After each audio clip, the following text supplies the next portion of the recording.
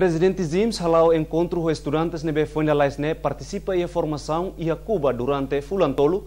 Estudante Ronolo se envolve em serviço projeto piloto Zona Economia Especial de Mercado o Ecusi Ambeno.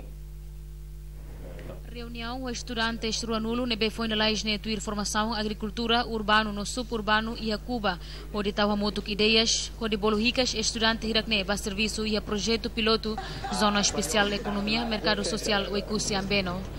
Presidente Zim Sateten formação para estudantes ne halau o governo cubano, onde capacita estudantes e a área agricultura. Programa Agricultura Cuba Sucesso Teves compara com a Nação Selo.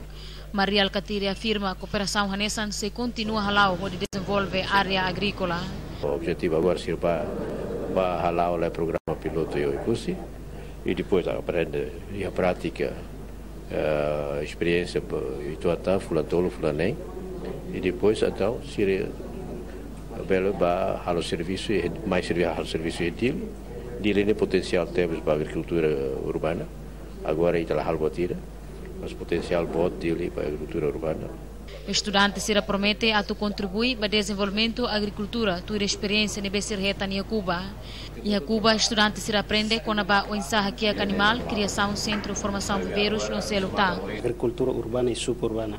Agricultura urbana e suburbana, a agricultura nebe kita implementa e faz nebe urbana. E a cidade larang atau kori bele desenvolve no hasil rendimento familiar uma kain ideinya.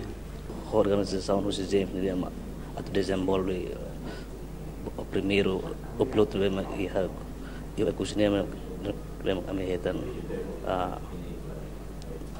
o primeiro equipamento para a atuar a formação na mesma que a a agricultura urbana e suburbana familiar.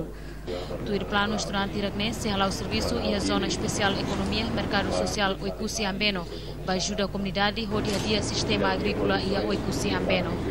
Priscila Fonseca, Argentina Cardoso, reportagem.